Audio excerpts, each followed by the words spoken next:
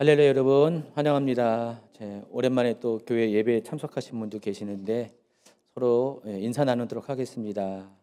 눈짓으로 인사 나누도록 하겠습니다. 반갑습니다.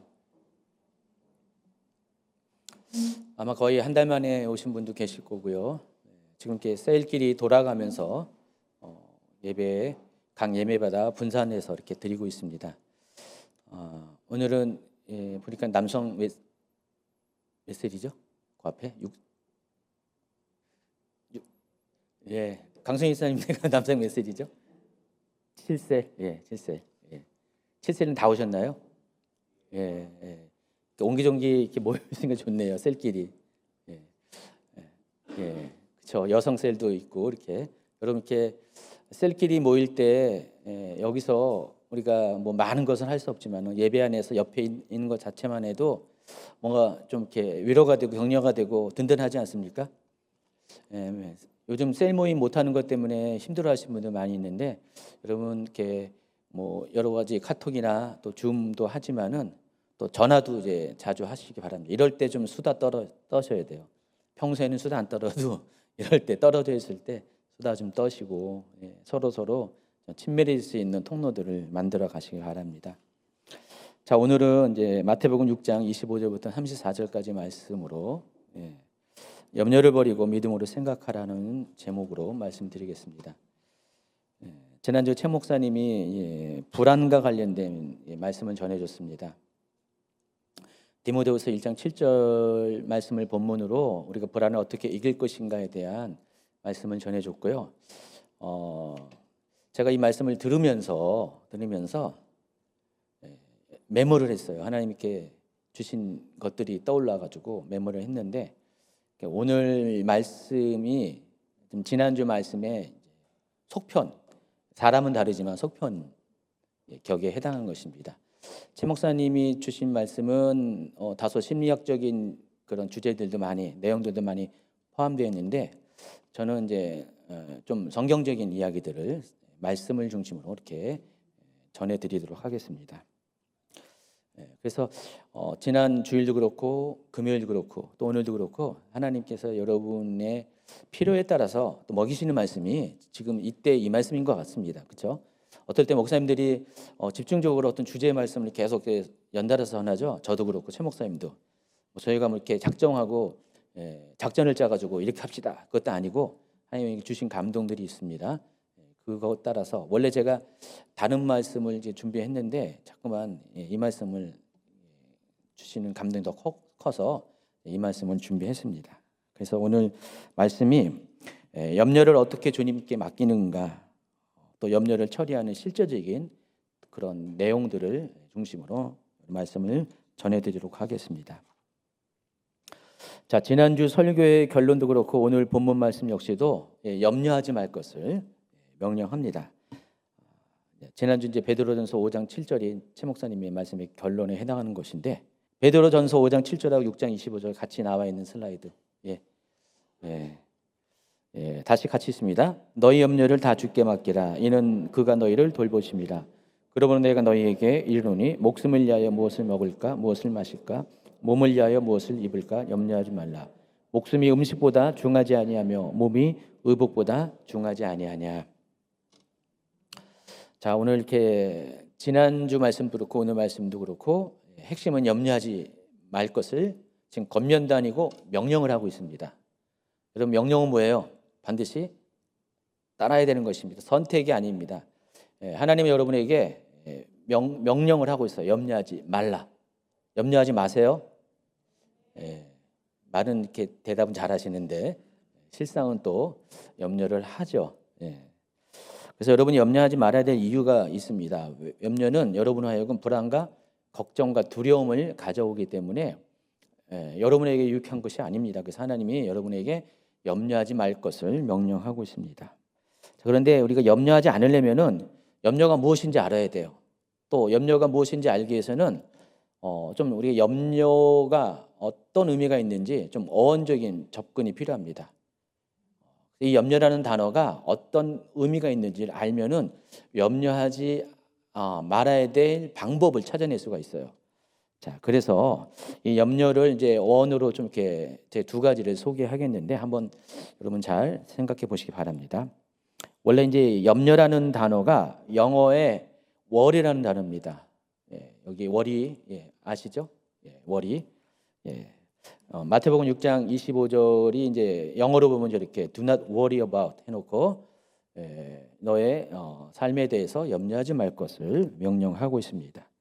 근데 이 염려라는 단어, 이 worry라는 단어가 영어 단어잖아요. 그래서 제가 영어적인 어원을 찾아봤는데 13세기의 이제 영어에서는 이 단어가 어떤 뜻을 쓰였냐면은 사냥개가 사냥감을 이렇게 사냥을 했죠. 그러면은 그 사냥개가 그 사냥감의 목을 꽉 물고 놔주지 않고 계속 물어 당기는 것이 월이라고 했습니다. 13세기의 언어에서는 영어 언어에서는 저게 그런 의미로 사용되었어요. 근데 이 단어가 이제 19세기 중역에 가면서부터 걱정, 근심을 의미하는 단어로 뜻이 이제 변하게 된 겁니다. 여러분 동물의 왕국 같은 그 프로그램 보잖아요. 제가 이런 거 뭐 찾아서 보는 거지만 이렇게 뜨면은 좋아하는 프로입니다. 저는 동물의 왕국 이런 거 잘 봐요. 근데 이 프로그램 보면은 사자나 호랑이 같은 이 맹수들이 동물들을 이렇게 사냥감을 사냥할 때 여러분 보통 이제 맹수들은 발톱이 강하잖아요. 크고 날카롭고 힘이 있잖아요. 저렇게 날카롭잖아요. 저기 사자 발톱입니다. 되게 무섭죠. 저거 한번 딱 핥히면 큰일 나겠죠. 저걸로 보통 이제 동물들이 사냥감을 사냥한 줄 아는데 그거 아니더라고요. 저렇게 사냥하지 않고 사자 같은 경우, 호랑이 같은 경우 동물들 사냥할 때 어떤 식으로 사냥하는지 보세요. 저렇게 목을 뭅니다. 경동맥이 통과하는 저 부분을 물어서 저렇게 사냥합니다. 우리가 발톱으로 사냥하는 것이 아니에요. 이렇게 목을 노려서 목을 꽉 깨물어서 사냥감을 죽이는 그런 사냥법을 사용하고 있습니다. 심지어 자기보다 몇 배 큰 동물도 저렇게 사냥합니다. 저기 물소인데 보세요. 어떻게 사냥하는지 빨리 넘겨주세요. 저렇게 목을 제가 봤더니 기린도 저렇게 사냥해요. 기린이 넘어져가 저렇게 목을 꽉 눌러서 죽입니다. 자, 그런데 여러분 저렇게 목을 여기 꽉 물어서 사냥하는 것이 맹수들의 사냥법의 정통법입니다. 발톱으로 사냥하는 게 아니에요. 저 목을 꽉 눌러서 동물을 제압합니다. 그런데 저렇게 목을 꽉 누르잖아요. 바로 안 죽어요. 약 30분 정도 시간이 지체된다고 합니다. 그래서 30분 정도는 계속 목을 꽉 누르고 있어요. 그 동물들은 꼼짝 못해요. 아무리 덩치가 큰 동물들도 힘이 센 동물들도 목을 꽉 누르면 꼼짝을 못합니다. 그러니까 30분 정도 대략적으로 평균적으로 30분 정도 이렇게 누르고 있으면은 동물이 서서히 죽어갑니다. 한 번에 단번에 죽는 게 아니라 서서히 숨이 끊어지게 됩니다. 자, 이 월이라는 단어가 저와 같이 맹수들이 동물들을 사냥할 때 사냥한 방법을 이루는 말입니다. 원래 월이라는 단어가 저런 어원적인 배경을 갖고 있습니다. 그래서 이 염려라는 것은 어떤 특징을 갖고 있냐? 단번에 어떤 그 고통이 다가오는 게 아니라 아주 천천히 느리게 서서히 숨을 막 못 쉬게 심장이 막 쪼그라들게 서서히 찾아오는, 그래서 마침내 숨을 끊어지게 하는 그게 염려예요. 염려는 그런 특징을 갖고 있다는 것입니다. 여러분이 염려하면은 지금 사자한테 목이 물린 거와 똑같은 거예요. 호랑이한테 목이 물려가지고 단번에 어떻게 되는 게 아니라 서서히 고통스럽게 천천히 죽어가는 것, 숨이 멎어지는 것이 염려입니다. 염려하면 여러분 그렇게 된다는 것입니다. 차라리 한 번에 찾아오는 고통은 두려움을 느낄 겨를도 별로 없어요. 그냥 순식간에 다 끝나는데 저런 식으로 서서히 다가오는 이 두려움은 그 자체가 굉장히 한 번에 당하는 이 고통보다 더 사람을 괴롭고 힘들게 한다는 것입니다. 제가 예전에 어릴 때 경험인데 옛날에 이제 80년대 뭐 말 이럴 때 어떤 일이 있었습니까? 그때 막 한국 사회가 좀 여러 가지 문제가 있었잖아요. 신군부가 정권을 장악해가지고 그때 뭐 삼청교육대도 있었고요.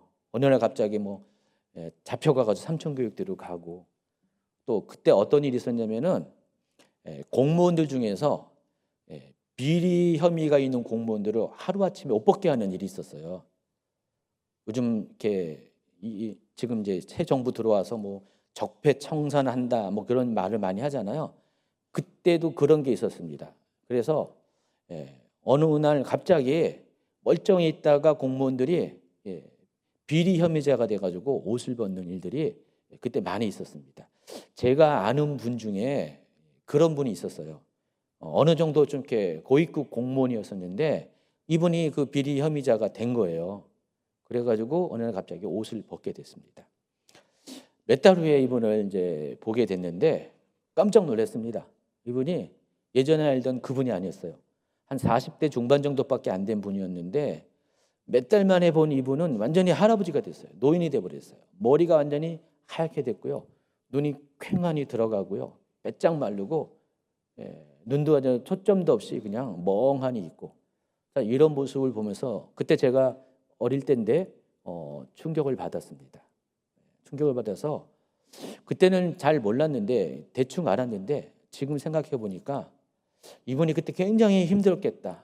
얼마나 고통스러웠으면은 자기가 지금 갑자기 잘 먹고 잘 살고 있다가 명성을 누리고 있다가 어느 날 갑자기 비리 혐의자가 돼가지고 직장에서 쫓겨나고 사람들에게 막 손가락질 당하고 아마 잠을 못 잤을 것 같아요. 잠을 못 자고 몇 달 동안을 계속 한숨과 고통 속에서 밤을 지새는 그런 시간들을 보내고 나니 어느새 머리가 하얘진 거예요. 머리가 진짜 하얘졌어요. 백발이 돼버리고요. 사람이 몰골이 정말 처참할 정도로 변한 모습을 봤습니다. 자, 이렇게 우리 안에 있는 이 염려는 우리의 외모조차도 단시간에 변하게 할 정도로 굉장히 우리에게 고통을 가져다 준다는 것을 아시기 바랍니다. 그러므로 염려한다는 것 굉장히 무서운 것입니다. 무엇에 대해서 염려하는 것은 사람의 몸을 상하게 하고 병들게 되는 원인이 된다는 것입니다. 잠언서 보니까 이런 말씀이 있어요. 17장 22절에 마음의 즐거움은 양약이라도 심령의 근심은 뼈를 마르게 하느니라 했습니다. 그래서 우리 마음의 근심, 염려, 걱정은 우리의 뼈를 마르게 할 정도로 우리에게 심각한 고통을 주는 것입니다. 자, 이 말이 아까 제가 소개한 그분의 심정, 그분의 상황을 잘 대변하는 말인 것 같습니다. 이와 같이 언어로 살펴본 염려의 첫 번째 특징은 뭐라고요? 염려를 하면 두려움으로 인해서 서서히 숨이 막혀 죽어가는 고통을 겪게 됩니다. 예전에 이제 강아지 이름이 많이 사용된 것 중에 하나가 워리. 워리야 이리 와. 워리 뭐하니? 밥 먹어. 워리 막 그러잖아요. 옛날에. 요즘은 워리라는 강아지 이름 있는지 모르겠는데 또 예전에 워리라는 이름과 함께 많이 사용한 게 해피.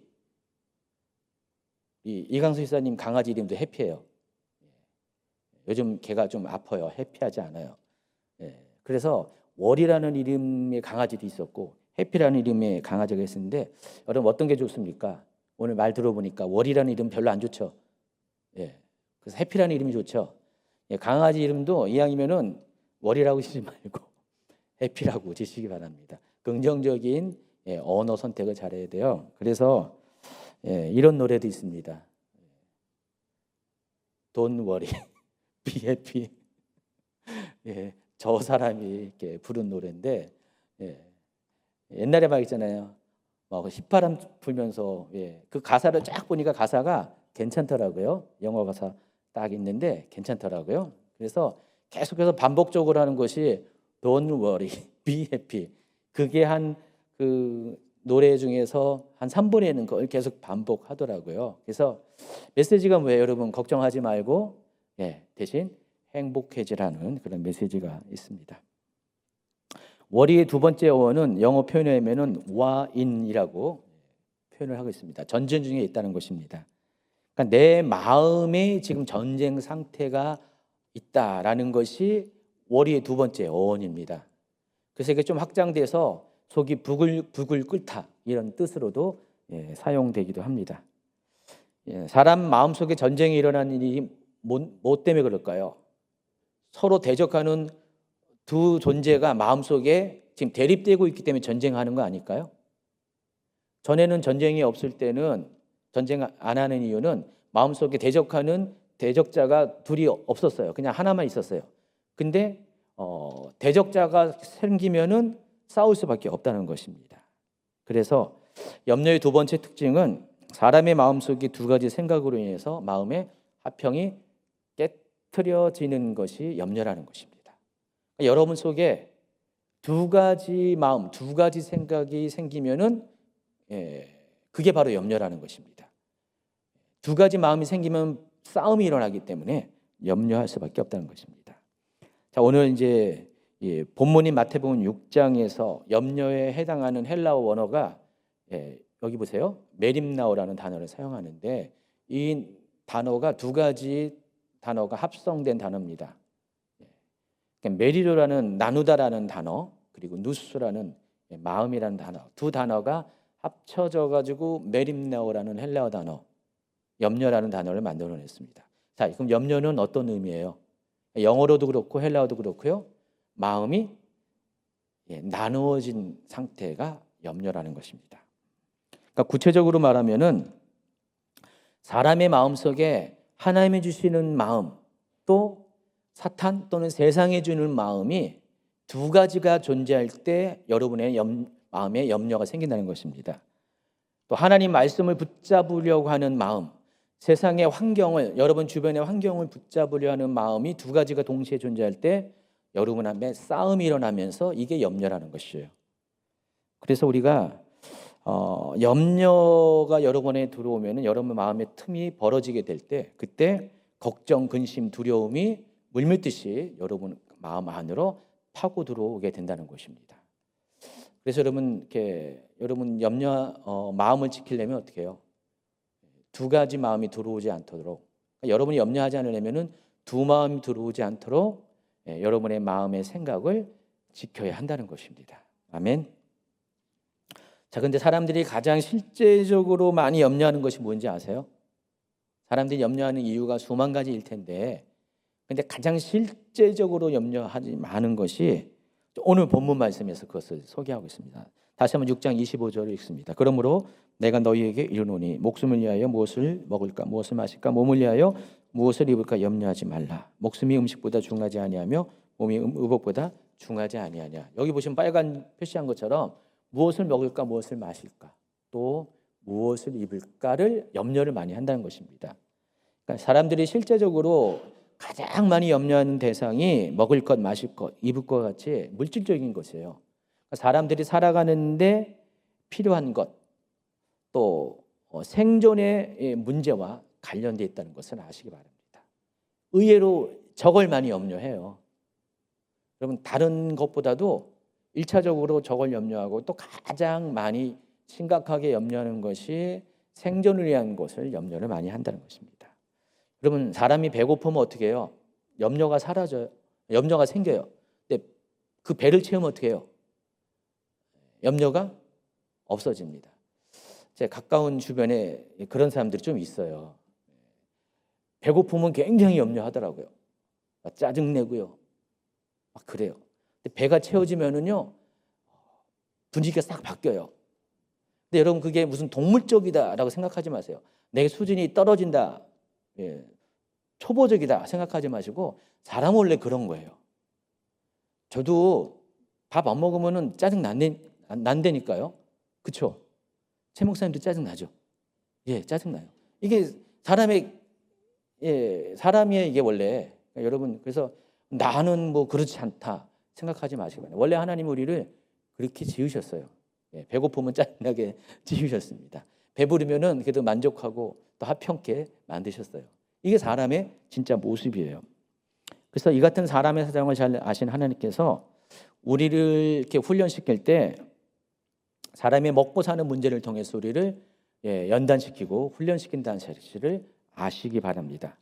그러니까 먹고 사는 생존의 문제 앞에서 그 사람의 마음이 여전히 하나님을 향하고 있는지 아니면은 흔들리고 있는지를 우리의 마음을 테스트한다는 것입니다. 그래서 하나님이 우리를 훈련시킬 때 제일 먼저 하시는 것이 뭐예요? 바로 그런 현장 가운데 우리를 밀어넣는 거예요. 그래서 둘러싼 우리 환경을 바라보고 그것을 영향을 받아서 하나님을 향하던 마음이 나누어져서 세상을 향하고 있는지를 테스트하신다는 것입니다. 그렇기 때문에 하나님께서 하나님의 사람을 훈련시킬 때 하나님부터 연단을 받을 때 맞닥뜨리는 것이 바로 광야의 삶이라는 것입니다. 광야가 이렇게 펼쳐지죠. 저게 광야예요. 나무가 없고요. 다 이렇게 황토색, 흑갈색 이런 저기는 모래도 있고요. 나무도 전부 다 굉장히 건조한 나무, 푸석푸석. 바위도 저런 게 광야라는 것입니다. 그래서 광야를 보면은요 뭐예요? 아무것도 없잖아요. 그러니까 사람에게 필요한 그 어떤 생존에 필요한 그 어떤 것도 없는 것이 광야입니다. 먹을 것이 없고 마실 것이 없고 또 쉴 곳이 없는 것이 광야라는 것입니다. 광야에서는 이런 것을 구할 수조차도 없어요. 아무것도 없어요. 여기 보면 영어로 표현했잖아요. 음식도 없고 마실 것도 없고 또 입을 것도 없는 것. 그게 바로 광야라는 것입니다. 그래서 누구든지 광야 앞에 서면은요 걱정 근심이 따라올 수밖에 없어요. 아무리 믿음이 좋은 사람도 광야에 하루만 내보내 보세요. 여러분 이렇게 이스라엘 백성이 막 광야에서 불만 원망 많이 했잖아요. 에이 하면서 여러분 이렇게 찌찌거렸는데 여러분이 이스라엘 백성처럼 한번 광야에 들어가 보세요. 이스라엘 백성 그래도 며칠을 버텼는데 여러분 하루도 못 버팁니다. 솔직히 광야는 그런 곳입니다. 그래서 하나님은 우리를 훈련시킬 때 제일 먼저 그 광야와 같은 아무것도 공급받을 수 없는 곳에 우리를 세우시고 그럼에도 불구하고 우리의 마음이 어떠한지를 테스트한다는 것입니다. 그래서 이스라엘 백성의 예를 들면은 하나님께서 유월절 어린 양의 피로써 속죄를 경험하게 했잖아요. 그리고 제약을 상징하는 제약된 세상을 상징하는 애굽에서 이집트에서 탈출시켰어요. 그리고 홍해를 건너게 하심으로써 구원의 세례를 베풀어 줬습니다. 그리고 그 다음으로 하신 것이 곧바로 광야였어요. 그러니까 여러분의 신앙 여정에서 이걸 대입하면은 여러분이 하나님 은혜로 구원받아서 교회에 왔잖아요. 그래서 성도가 됐잖아요. 그러면 이제부터는 고생 끝 또 행복 시작이라고 생각했는데 아니에요. 하나님이 그 다음 단계로 여러분을 본격적으로 훈련시키려면은 제일 먼저 여러분이 허락하는 것이 여러분을 하여금 광야를 경험하게 한다는 것입니다. 광야에 여러분을 혼자 내어 던진다는 것입니다. 그래서 광야에서 이스라엘 백성들은 먹고 마시는 문제로 불평불만을 가졌어요. 원망을 했습니다. 그래서 그들의 믿음이 어떠한지를 완전히 바닥같이 실체를 다 보이셨어요. 하나님이 우리를 훈련시킬 때 그래요.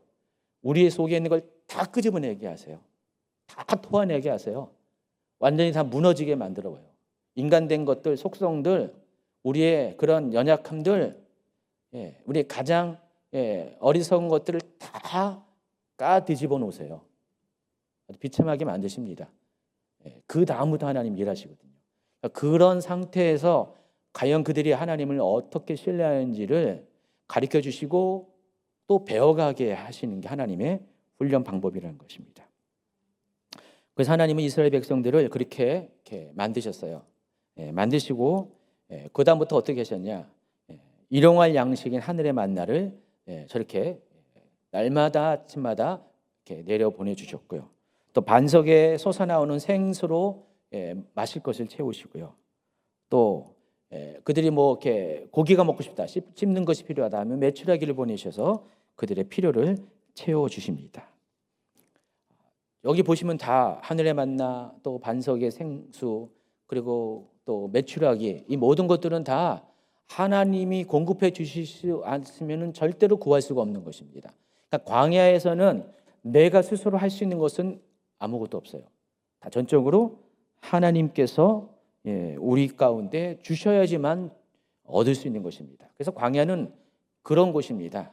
나 자신은 무너지고 내 자신의 모든 것들은 낮아지고 내가 아무것도 아니라는 것들이 인정되어지고, 그러나 그 모든 것 가운데서 모든 것을 하나님께서 행하신 것들을 경험하고 인정하는 그런 곳이 광야라는 것입니다. 그래서 우리가 몸으로 체험하지 않으면은요, 하나님에 대한 믿음을 우리가 온전히 가질 수가 없어요. 그러니까 소리로 얘기로 듣고 머리로만 생각하는 것 갖고는 우리의 믿음이 구체화되지 않는다는 것입니다. 그래서 우리의 믿음은 어때요? 저런 장소에 가서 실패도 경험하고 시행착오도 경험하고 그런 가운데 구원자 되시고 공급자 되시는 하나님을 경험할 때 그게 믿음으로 내면화된다는 것입니다. 그래서 여러분, 제가 권면하기를 할 수 있거든 광야를 체험하세요. 막 광야를 하나님께 여러분에게 보낼 때 도망치거나 원망하지 마시고 그냥 꿋꿋하게 광야의 삶을 즐기시기 바랍니다. 그래서 우리가 이 광야를 통해서 배우게 된 게 뭐냐? 사람이 떡으로만 사는 것이 아니라 하나님 입으로 나오는 모든 말씀으로 사는 것을 실제로 체험하게 된다는 것입니다. 그러니까 신명기 8장 3절을 보면 하나님께서 광야를 허락하신 이유를 이렇게 설명합니다. 같이 있습니다. 너를 낮추시고 너를 줄이게 하시며 또 너도 알지 못하며 내 열조도 알지 못하던 만나를 먹게 하시 내게 먹이신 것은 사람이 떡으로만 사는 것이 아니요 여호와의 입에서 나오는 모든 말씀으로 사는 줄을 내가 알게 하려 합니다. 이것이 광야를 허락하신 이유입니다. 그래서 광야야말로 하나님의 말씀이 실제임을 실제로 경험하게 하는 훈련의 장소인 것입니다. 그래서 광야의 시험에서 실패한 사람의 특징들은 뭡니까? 하나님 말씀을 의지하지 않습니다. 하나님이 말씀하시는데 그것을 신뢰하지 않고 의지하지 않는 것이 실패의 원인이라는 것입니다. 그래서 그들은 하나님 말씀을 의지하지 않을 때, 믿지 않을 때 마음이 두 가지로 나눠질 수밖에 없어요. 한편으로는 하나님 말씀하시는 것에 대해서 기대감도 있어요. 보통 사람들이 하는 게 약속만 그냥 믿어요. 보통 예언을 하잖아요. 그러면 예언은 전제가 있습니다. 하나님 모든 말씀은 전제가 있어요. 내가 이렇게 하면 내가 이렇게 할 것이다. 사람들은 앞에 거는 기억 못하고 꼭 뒤에 것만 기억해요. 뭐 주시겠다라는 약속만 기억해요. 이스라엘 백성도 약속만 기억한 거예요. 약속만. 근데 그들의 약속이 성취될 때까지 그들이 해야 될 것들에 대해서는 그들은 기억하지 않았습니다. 그대로 살지 않았습니다. 그런 상황 가운데 두 마음이 들어온 거예요. 하나님 말씀, 약속을 붙잡는 그것과 동시에 환경이라는 광야라는 환경이 현실로 다가오니까 이 마음속에 이 두 가지가 동시에 공존하니까 그때부터 갈등이 생기고 또 불편하기 시작합니다. 바로 염려는 그와 같이 전에는 하나님만 바라봤다가 하나님만 의지했던 그 마음이 둘로 나눠질 때 생겨나는 것이, 세상을 바라볼 때 생겨나는 것이 바로 염려라는 것입니다. 그러므로 이스라엘 백성들이 그랬던 것처럼 오늘날도 우리 중에 염려하는 사람 많이 있잖아요. 지금 코로나 때문에 여러 가지 어려운 상황 가운데 지금 여러분의 코앞에 지금 환경이 닥쳤잖아요. 전에는 예상하지 못했던 힘든 환경이 닥쳤는데, 자, 이때야말로 여러분 정말 하나님을 신뢰하는지 그렇지 않은지를 여러분 스스로가 자가 진단할 수 있는 그런 때라는 것을 아시기 바랍니다. 이때 여러분도 이스라엘 백성이 그랬던 것처럼 하나님을 신뢰하지 못하고 또 하나님을 불순종하게 되면은요, 이스라엘 백성들이 광야에서 살다가 결국 가나안 땅에 들어가지 못한 것처럼 어쩌면 여러분도 하나님의 약속을 성취하지 못하는, 하나님의 여러분 향한 계획들을 이루지 못하는 그런 실패한 인생을 살 수도 있음을 명심해야 된다는 것입니다. 그래서 여러분, 하나님께서 여러분을 왜 광야로 부르신지에 대해서 여러분이 이유를 좀 분명히 아셔야 돼요. 여러분을 고생시키려고 광야로 부르셨나요? 여러분이 그냥 연단해서 그것을 끝나게 하시려고, 연단으로만 끝나게 하시려고 여러분을 광야로 부르신 거예요? 그렇지 않습니다. 그래서 하나님께서 이스라엘을 광야로 이렇게 집어넣으신 이유는 광야를 통과한 다음에 뭐가 있어요? 약속의 땅이 있어요. 그래서 연단은요, 항상 전제가 있습니다. 하나님의 약속의 성취라는 전제가 있어요. 하나님이 여러분이 실패한 그런 삶으로 이렇게 그걸로 끝나게 하는 것이 아니라, 그것은 하나의 과정이고 통과의 과정이고, 하나님 궁극적으로 여러분에게 광야를 허락하신 이유는 광야를 넘어서 약속의 땅이 준비되어 있기 때문에 광야가 필요한 겁니다. 그래서 여러분, 광야가 종점이 아닙니다. 약속의 땅에 들어가기 위한 과정이고, 반드시 약속의 땅에 들어가기 전에 광야를 통과해야 된다는 것입니다. 그런 게 있잖아요. 여러분, 어떤 제품을 만들기 위해서는요, 완제품을 만들기 위해서는 그 제품이 정말 이렇게 잘 된지 못 된지를 검수하고 그 오류를 이렇게 잡는 그런 과정들이 필요합니다. 여러분이 정말 이렇게 상품화되기 위해서는, 만약 여러분이 상품이라면 밖에서 팔아서 사람들이 여러분을 사용할 수 있는 그런 존재가 되기 위해서는 어떻게 됩니까? 반드시 그 과정을 거쳐야 된다는 것입니다. 그래서 불순물도 뽑아내고 또 잘못된 것들도 다시 수정하고 시행착오를 통해서 이런 것들을 다 완비된 완제품 100%의 온전한 제품으로 나아가야지 그때 문제가 없고 상품성이 있는 겁니다. 하나님도 여러분을 그와 같이 그렇게 만들어 가시는 것입니다. 그래서 이 광야는 여러분의 결점이 보이는 것입니다. 여러분의 부족함이 보이고 여러분의 믿음 없음이 더 드러나는 곳입니다. 여러분의 바닥이 다 드러나는 것입니다. 여러분의 다 더러움들이 다 고발되는 장소가 광야라는 것입니다. 그래서 하나님이 여러분을 때로 어떤 일정 기간에 여러분 그렇게 만드실 때가 있어요. 하나님 정말 왜 이러세요 하면서 하나님한테 원망하지 마세요. 오히려 감사하시 바랍니다. 왜냐하면 그때야말로 여러분도 모르는 여러분의 그런 결함들을 발견하는 시간이기 때문에 광야에 들어서야지만 그것을 알 수가 있습니다. 광야는요, 여러분이 그동안 이렇게 숨겨졌던 옷으로 감췄던 것들, 모든 그런 스스로 감췄던 것들 다 포장을 펼쳐 보이게 하는 그런 장소가 광야라는 것입니다. 그래서 여러분, 이 광야의 기간 동안에 힘들더라도 여러분의 마음을 빼앗기면 안 됩니다. 염려해서는 안 돼요.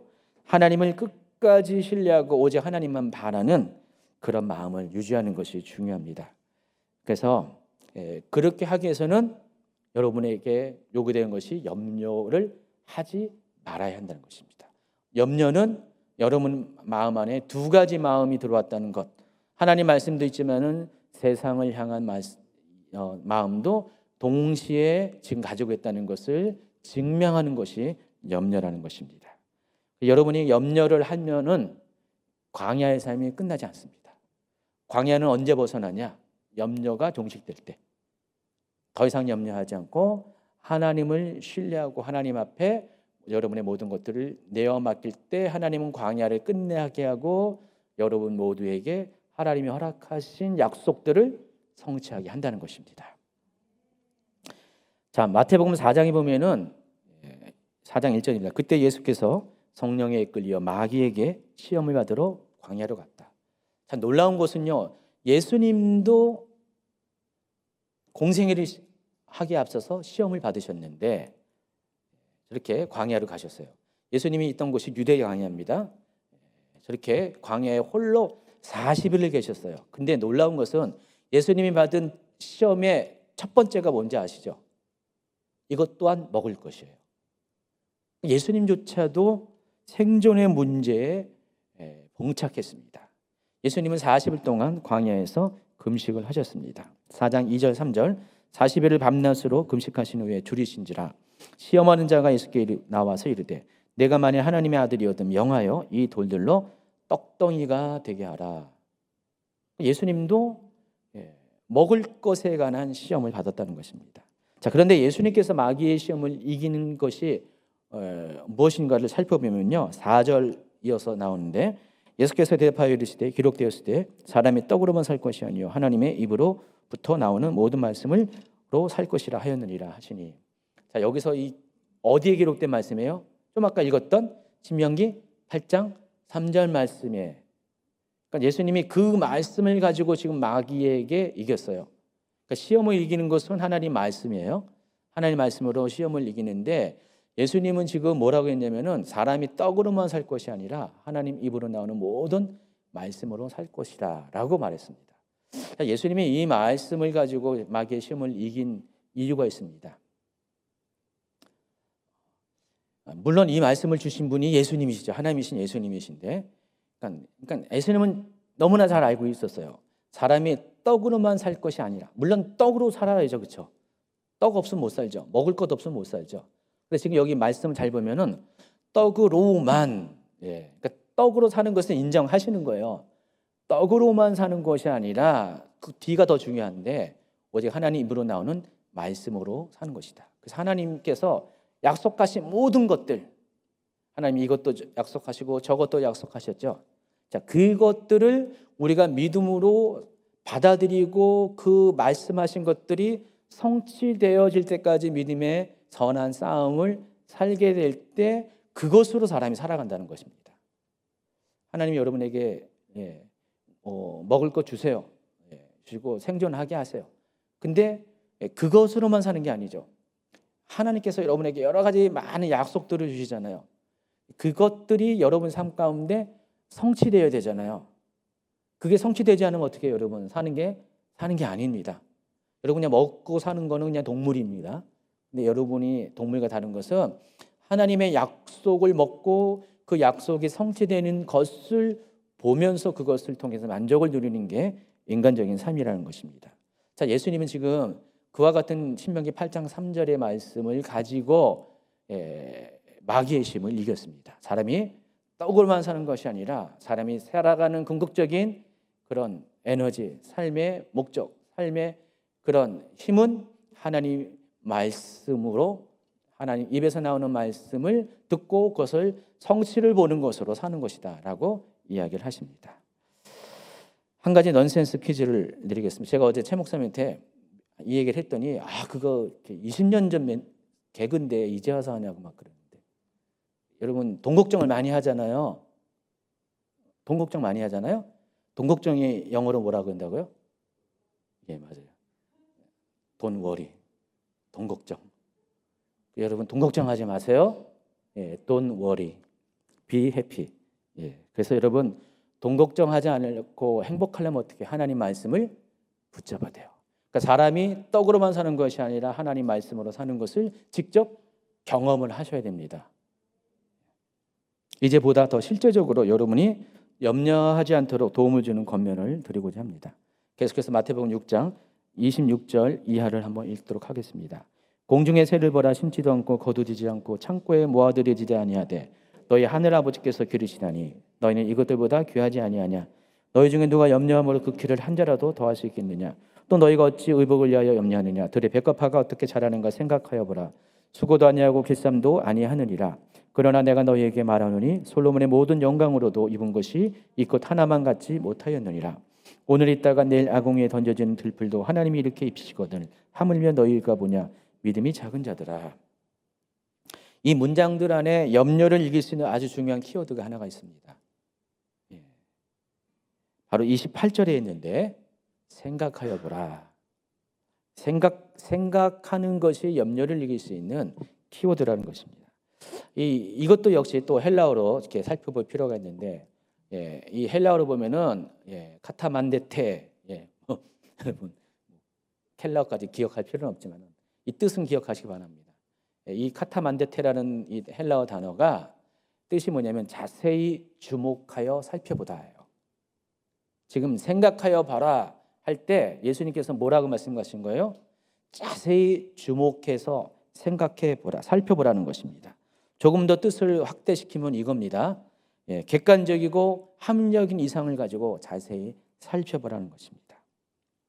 그래서 우리가 그런 매의 눈을 가지고, 관찰자의 눈을 가지고 자세히 살펴보면은요 몇 가지 사실을 알 수가 있습니다. 첫 번째, 우리가 염려해도 아무것도 해결되지 않는 사실을 여러분이 찾아볼 수가 있습니다.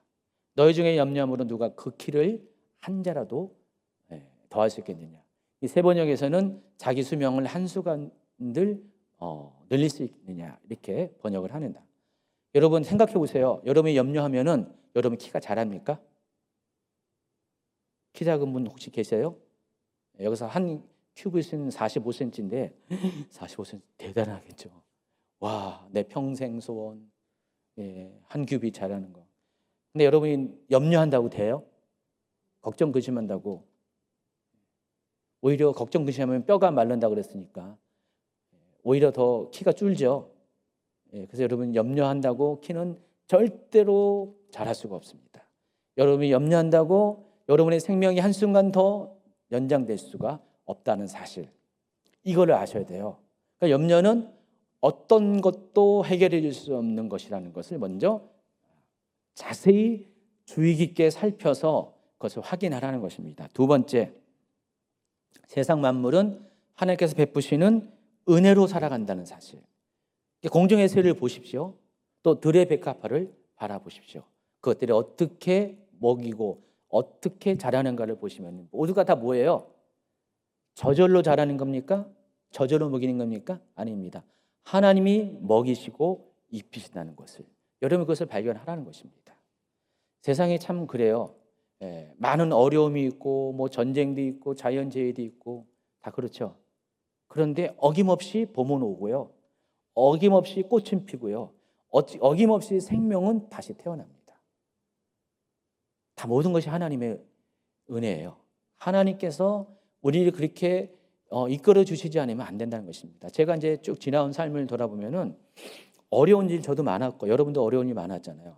그때는 정말 어둠의 터널 끝에서 짙은 어둠 속에서 절망 가운데 소망도 없이 빛도 없이 그렇게 밤을 지새웠는데 정말로 이렇게 밤을 지새우면 새벽이 오는 것처럼 내 인생 가운데서도요 그렇게 절망적인 순간이 있었는데 그 다음에 시간이 지나면은 그때는 몰라요. 근데 시간이 지나고 오면은 한동안 시간 지나면은 하나님이 그럼에도 불구하고 새로운 길을 주셨고 살게 주셨고 내가 지금 이렇게 존재하고 있다는 것을 뒤늦게 깨닫게 되잖아요. 그렇죠? 그래서 여러분 이 모든 것이 하나님의 은혜가 아니고서는 될 수 없다는 사실을. 그러니까 여러분 그때 무슨 노력을 했습니까? 여러분이 그것을 헤쳐나가기 위해서 염려는 했지만은 아무것도 한 것이 없잖아요. 근데 하나님이 나중에 보면 그렇게 여러분을 다 만들어 오셨어요. 그 사실을 깨달으라는 것입니다. 세 번째는 하나님은 세상 어느 무엇보다도 하나님의 형상대로 지음받은 여러분들 사랑한다는 것, 인간을 사랑한다는 것, 또 더 나아가서 세상 사람들 중에서도 하나님의 자녀들을 그토록 사랑한다는 것을 아시기 바랍니다. 오늘 있다가 내일 아궁이에 던져지는 들풀도 하나님이 이렇게 입히시거든. 하물며 제가 이렇게 예수님과 관련돼서 하나님의 사랑과 관련돼서 가장 이렇게 빈번히 접하는 단어가 하물며 너희일까 보냐. 하물며. 그렇게 앞에 것도 그렇게 사랑하는데 그보다 더 존귀한 존재인 여러분들을 어찌 사랑하지 않을 수가 있습니까? 아이들이 막 이렇게 투덜거려요. 부모님이 어떤 어려운 사람들 많이 도와주고 어려운 애들 많이 도와줘요. 어느 날 이제 어려운 애가 있어서 측은지심이 생겨가지고 그 아이한테 용돈을 줍니다. 가지고 한 몇만 원 용돈을 줬어요. 그 모습을 그 친아들이 지켜보고 있었어요. 속이 부글부글 끓는 거예요. 아빠는 나한테는 안 주고 저렇게 저한테는 처음 보는 애한테 저렇게. 근데 생각해 보세요. 걔는 딱 한 번 주고 그 이후에 줄련지 안 줄지도 몰라요. 근데 얘는 뭐예요?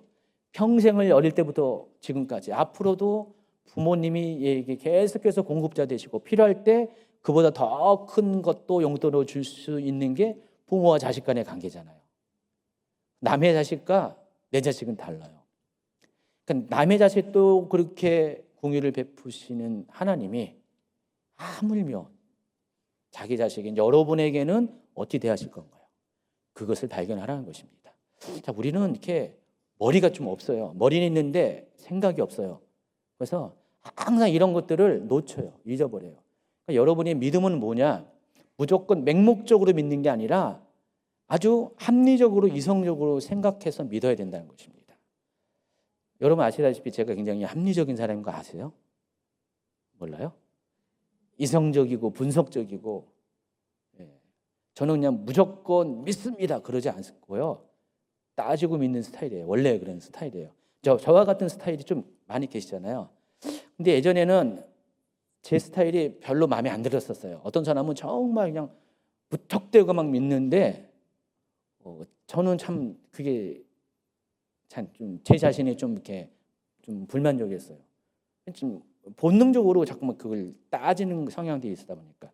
그래서 좀 이렇게 좀 천천히 걸어온 건 사실이에요. 그런데 어느 순간에 제가 감사합니다. 왜냐하면은 저의 이런 어떤 성향들이 하나님을 신뢰하는데 결정적으로 도움이 되는 거예요. 왜냐하면 저는 그렇게 보니까 잘 분석합니다. 잘 따져봐요. 성경 읽도 그냥 있는 게 아니라, 뭔가 이렇게 의문점이 생기면은 그냥 믿습니다 통과하는 게 아니라 그거를 논리적으로 이유를 밝혀내요. 그래서 그것을 믿음으로 취합니다. 그리고 믿음으로 취하면은 절대로 그거 안 내놔요. 그런 게 장점이 있더라고요. 지금 여기 생각하여 보라 이 단어는 그런 의미예요, 여러분. 예수님이 지금 대충 맹목적으로 믿으라는 게 아니라 한번 자세히 생각해 보라는 겁니다. 합리적인 생각을 통해서 믿어보라는 것입니다. 그러므로 염려하지 않으려고 애쓰고 노력하는 것이 소극적인 방법이라면은 염려를 이길 수 있는 적극적인 방법은 뭐예요? 생각하는 것입니다. 옛날에 어떤 신학교 다닐 때 교수님이 아주 18번으로 하시는 말씀이 있어요. 여러분 모자만 쓰지 말고 머리를 쓰세요. 그랬거든요. 여기 모자 쓰셨네. 모자 쓰신 분 한 분밖에 아시나요? 앞으로 머리를 쓰시기 바랍니다. 모자만 쓰지 마시고. 그래서 그 말이 그때 막 우스개 농담인 줄 알았는데 생각해 보니까 시간이 지나 보니까 정말 중요한 말씀이더라고요. 우리는 늘 이렇게 무의식적으로 모자는 쓰고 다니는데 머리는 안 써요. 생각을 안 하고 있습니다. 여러분이 만일 합리적으로 꼼꼼히 카타만데테라고 했죠. 꼼꼼히 생각해 보면은 우리가 염려할 이유가 없다는 것을 반드시 발견하게 된다는 것입니다. 그래서 크리스찬의 삶의 특징은 생각할 줄 아는 것. 크리스찬이 아닌 사람들은 생각을 못하는 거예요. 그저 맹목적으로 믿는 것이 아니라 합리적인 생각을 통해 믿는 것입니다. 히브리서 11장을 보면은요, 아브라함이 어떤 사람인지를 잘 소개합니다. 아브라함은 시험 받을 때 믿음으로 이삭을 드렸으니 그는 약속들을 받은 자로 돼 그 외아들을 드렸느니라. 그에게 이미 말씀하시기를 내 자손이라 칭할 자는 이삭으로 말미암으니라 하셨으니 그가 하나님이 능히 이삭을 죽은 자 가운데서 다시 살리실 줄로 생각한지라. 비유컨대 그를 죽은 자 가운데서 도로 받은 것이니라. 아브라함의 믿음의 근거도 여기 뭐라고 했어요? 생각이었어요. 아브라함의 믿음은 생각할 줄 아는 믿음이었습니다. 19절을 보면 하나님께서 이삭을 번제물로 바치라 할 때 아브라함은 맹목적으로 행동한 것이 아닙니다. 두 가지 생각을 했습니다. 첫 번째, 자신을 갈대아인의 땅 우르에 있을 때 자기를 부르셨잖아요. 그리고 고향 친척 아비집을 떠나게 하셨어요. 그리고 자신의 씨를 하늘의 별과 같이 바다의 모래와 같이 그 후손을 하나님께서 만들어 주실 것을 약속하셨어요. 그런데 그 약속의 씨로 태어난 게 누구예요? 이삭이잖아요. 그렇죠? 하나님께서 그 약속의 증거물로 그것을 이룰 수 있는 씨가 있어야지, 씨는 생명이고 씨가 있어야지 자라는 거잖아요. 그 씨로 주신 게 이삭이었어요. 아브라함이 생각했더니 그 씨가 이삭이었어요. 그렇다면은 하나님께서 그 씨를 달라고 한다는 것은 뭐예요? 아직 그 씨를 통해서 후손이 나온 것도 아니잖아요. 아직 이삭이 결혼한 것도 아니잖아요. 그냥 씨는 보존돼야 되잖아요. 그래서 씨를 달라는 것은 뭐예요? 하나님 그 약속을 스스로 포기했다는 것인데 하나님이 그런 분이 아니잖아요. 그 전까지 수없이 하나님이 나타나셔가지고 계속해서 약속을 반복하셨고 언약까지 맺으신 하나님께서 이제 와서 한 말로 한 입으로 두 말을 하는 건 아니잖아요. 그래서 하나님께서는, 그렇다면 하나님은 이삭을 달라고 하실 때 설사 내가 죽여서 하나님께 올려준다 할지 하나님은 그 이삭을 다시 살리실 수 있는 분이다. 왜냐하면 하나님의 약속이 있기 때문에. 이것을 생각했다는 거예요. 생각하니까 어때요? 드려도 되겠네, 그거예요. 하나님이 달라고 하니까 무조건 믿습니다 하고 열정을 드린 게 아니라 아브라함의 믿음은 생각할 수 있는 믿음, 합리적으로 생각하고 이성적으로 꼼꼼히 살펴서 생각할 수 있는, 하나님은 그런 분이지, 그걸 통해서 하나님을 신뢰할 수 있는 그런 믿음이 아브라함의 믿음이란 것입니다. 그래서 아브라함의 믿음은 생각으로부터 출발한다는 사실을 확인할 수가 있습니다. 많은 사람들이 믿음의 고백을 하고 믿음의 삶을 산다고 하지만은 정작 아브라함과 같이 생각할 수 있는 믿음을 가진 사람은 많지 않습니다. 한 가지 위로가 되는 사실을 여러분에게 알려드리겠습니다. 창세기 15장 6절을 보면요, 아브라함이 여호와를 믿으니 여호와께서 이를 그의 의로 여기시고, 이미 요 단계에서 하나님은 아브라함의 의를 인정하셨어요. 합격하신 거예요.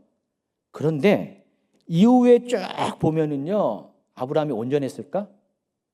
아니더라고요. 17장을 보면은 하나님께서 이제 99세에 또 나타나셔가지고 1년 뒤에 너에게 정말 자식을 줄 것이다 라고 약속을 하셨어요. 그때 아브라함의 반응을 보세요. 시작. 아브라함이 엎드려 웃으며 마음속으로 이르되 100세 된 사람이 어찌 자식을 낳을까? 사라는 90세니 어찌 출산하리요 하고, 아브라함이 이에 하나님께 아뢰되 이스마엘이나 하나님 앞에 살기를 원하나이다. 아니 15장 6절에 보면은 하나님이 의로 여겼다 할 정도로 믿음을 인정받은 아브라함인데, 여기에 보면은 하나님 말씀 믿지 않았어요. 그렇게 초자연적이 일어날까? 그거를 인정하지 않았다는 것입니다. 뒤에 보면은요, 18장도 그렇고 계속 보면은 그 아브라함도 그렇고 사라도 그렇고 하나님 이런 약속하실 때마다 웃었다라는 말이 3번이나 나옵니다. 그래서 이삭의 울음이 웃음이에요. 그러니까 아브라함은 이삭을 부를 때마다 생각할 거예요. 웃음. 내가 웃었지. 사라도 내가 하나님 그때 말씀하실 때 웃었지. 못 믿었지. 아마 그렇게 생각할 거예요. 그렇죠? 하나님이 그거 기억하라고 웃음이라고 이름을 짓게 하는 것 같아요.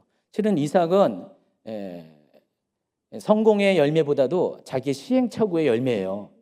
이삭의 이름 자체가. 근데 그 시행착오가 너무나 소중한 거예요. 왜냐하면 그걸 통해서 아브라함은 진짜 믿음을 가졌기 때문에. 그래서 여러분이 생각할 게 이게 있습니다. 아브라함조차도 그런 과정을 통해서, 다시 말해서 광야를 통해서, 그런 시행착오를 통해서, 실패를 통해서, 불신앙을 통해서, 불순종을 통해서 결국은 온전한 믿음을 가졌다는 것. 근데 그 모든 것들이 뭐예요? 체험이었어요. 그리고 아브라함은요, 그 모든 것들을 기억할 줄 아는 사람이었어요. 잊어버린 사람이 아니라 기억해서 여기까지 온 거예요. 그런 아브라함에게 하나님께서 이삭을 내어달라고 했을 때 아브라함의 반응이 하나님 말씀에 기꺼이 순종할 수밖에 없는 이유가 바로 거기에 있다는 것입니다. 우리는 되게 빠른 시간에 우리의 믿음이 성장하길 바라고요, 믿음의 무슨 열매를 맺길 원하잖아요. 근데 여러분, 그렇게 급히 가는 사람은 오히려 좋지 않습니다.